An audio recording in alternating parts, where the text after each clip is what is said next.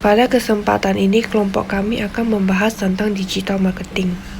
Kelompok kami terdiri dari Jennifer, Julia Sinta, Maria Trisnawati, Caroline, dan Widya Wulandari. Kami akan membahas tentang digital marketing. Pada PowerPoint ini, kami akan membahas 5 bagian. Yang pertama adalah pengertian dari digital marketing. Yang kedua, kelebihan dari digital marketing. Yang ketiga, jenis digital marketing. Yang keempat, strategi digital marketing. Dan yang terakhir, study case digital marketing. Pengertian digital marketing itu adalah suatu kegiatan pemasaran atau promosi sebuah brand atau produk menggunakan media digital atau internet. Tujuan dari digital marketing itu adalah untuk menarik konsumen dan calon konsumen secara cepat. Seperti yang kita tahu, penerimaan teknologi dan internet di masyarakat sangat luas, sehingga tidak heran ketika pemasaran secara digital dijadikan pilihan utama oleh perusahaan-perusahaan besar.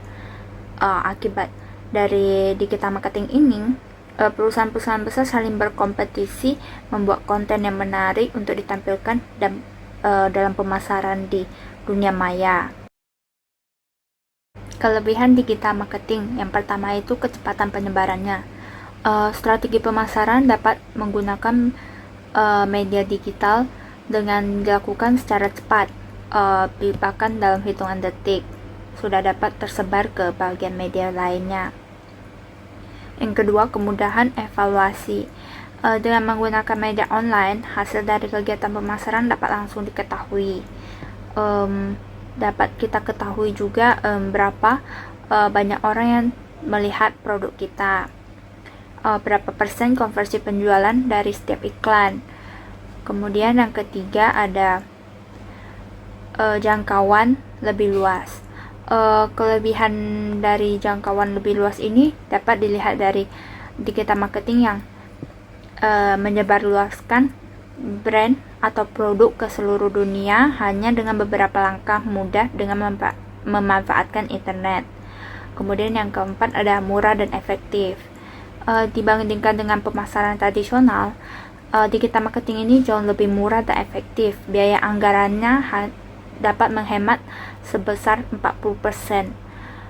Kemudian berdasarkan survei lainnya juga menunjukkan bahwa 28% pengusaha kecil berpindah ke digital marketing karena terbukti lebih efektif. Jenis digital marketing yang pertama itu ada website. Website sangat berperan dalam menunjukkan profesionalisme perusahaan, membantu konsumen-konsumen mengetahui bahwa bisnis apa yang kita lakukan, kemudian melakukan promosi secara hemat.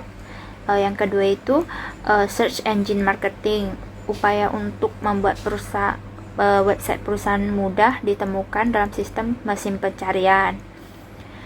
Kemudian yang ketiga ada social media marketing, edarkan platform di media sosial seperti Facebook dan Twitter karena dapat dilakukan dengan biaya yang minimum bahkan gratis.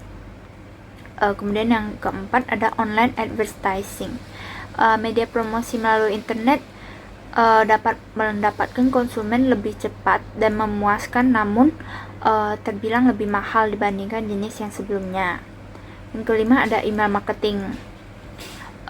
Kita dapat memberitahu informasi terbaru mengenai promosi melewati email kepada konsumen. Kemudian yang keenam ada video marketing. Kita dapat langsung menjelaskan tentang bisnis kita, apa yang kita lakukan, dan menjelaskan produk dan cara menggunakannya dalam video ini. Ada strategi digital marketing. Yang pertama itu ada search engine optimization atau SEO, itu untuk mengoptimasi sebuah situs agar mendapat peringkat teratas dari hasil pencarian. Dan untuk menjadi peringkat teratas itu perlu memahami bagaimana sistem mesin pencarinya. Dan media yang dapat digunakan itu seperti blog, website, dan lain-lain. Kedua, itu ada content marketing. Content marketing itu untuk merencanakan, membuat, serta membagikan konten tentang perusahaan. Jadi ini tuh untuk menarik pembaca untuk mengetahui bisnis dan motivasi mereka untuk menjadi pembeli.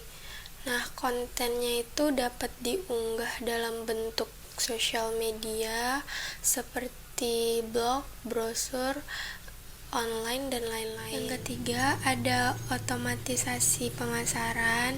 Jadi itu adalah teknik otomatisasi tugas-tugas secara berulang. Tugas-tugasnya itu seperti alur pekerjaan, susunan unggahan konten, serta laporan kampanye.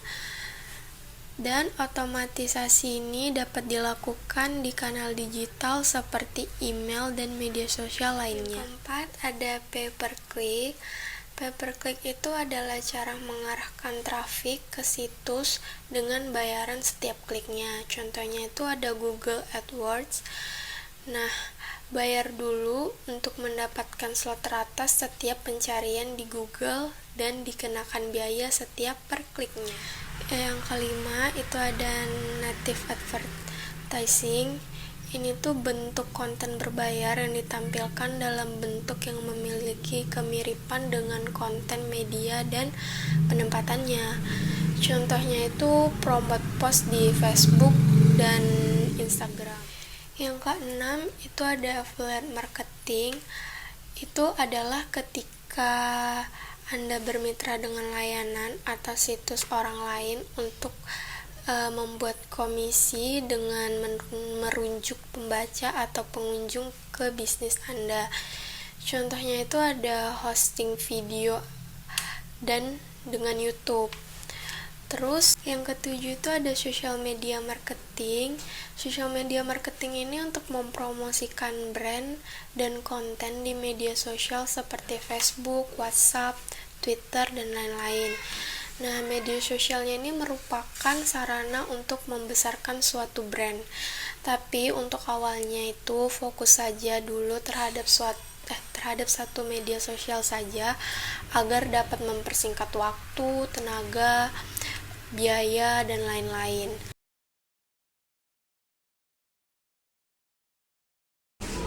Case study brand Adidas. Cara brand ini untuk mengumpulkan mobile customer yang paling efektif.